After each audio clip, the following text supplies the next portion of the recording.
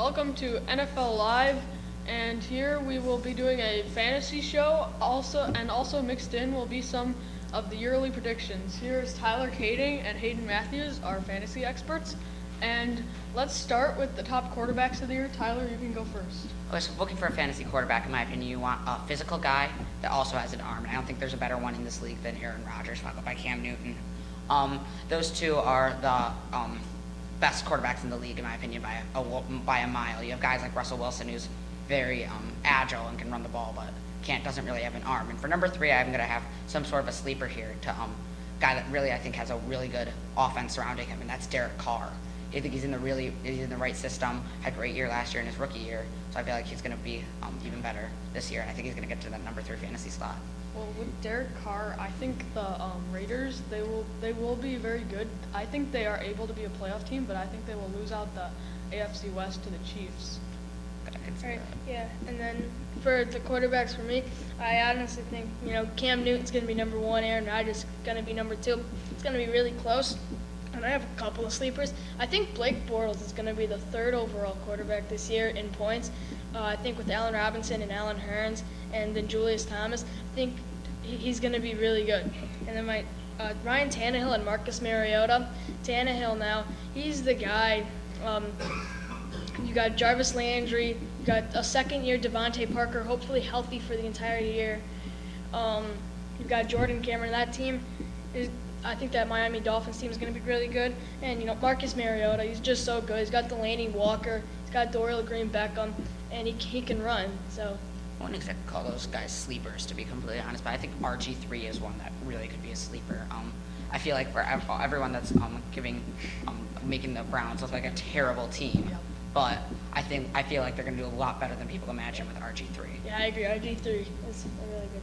Okay, and now let's move on to running backs. Hayden, you can go first. All right, Todd Gurley. He showed us what he could do when he's healthy. He's my number 1 back. Not a question. If he can stay healthy, it shouldn't even be close. He should be the top running back.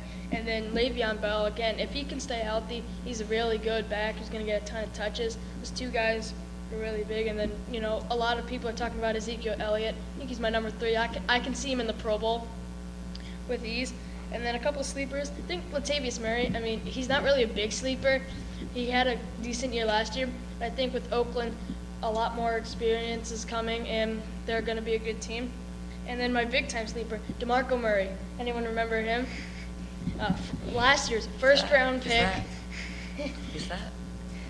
Last year he was a first-round pick for most everyone, and it just didn't work out with him in Philadelphia.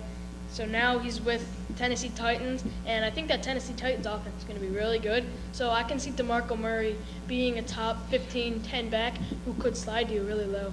And for running backs, I agree with Bell and Elliott. Bell actually being the number 1 running back in this year. If he could stay healthy and stay out of trouble, I feel like he's the best back in the league. And then Elliott, number 3, out behind that Dallas offensive line, is going to be it's amazing. And then I have Adrian Peterson, number 2. It's a fast guy, very physical. He's shown what he can do.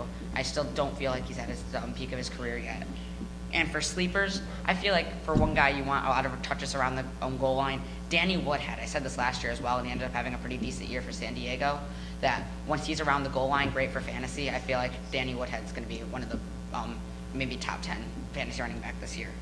Yeah, I totally agree with Todd Gurley? No Todd Gurley? I'm outside the top 3 for sure. I think it's number 1.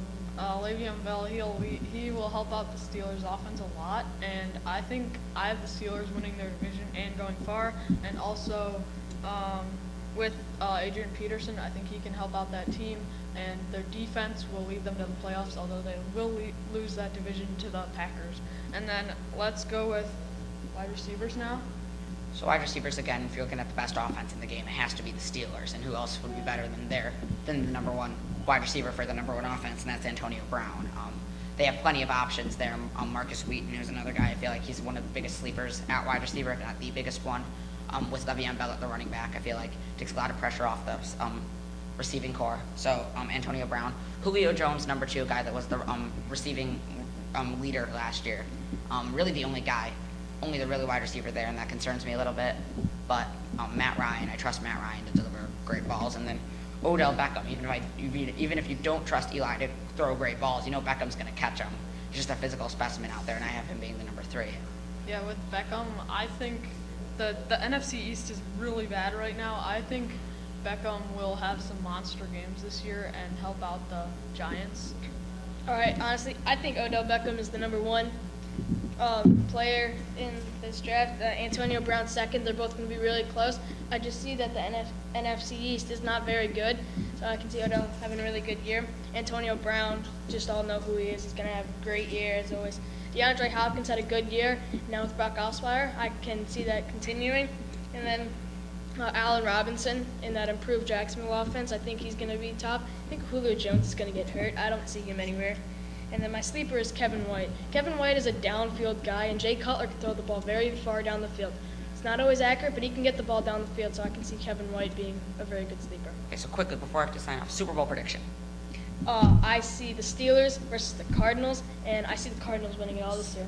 I had the exact same prediction. The Cardinals have the best defense in the league and one of the best offense. I think they will avenge their loss to the Panthers and also beat the Steelers. I'm going with another rematch, Steelers over Cardinals, and that'll do it for all of us here at Good Night.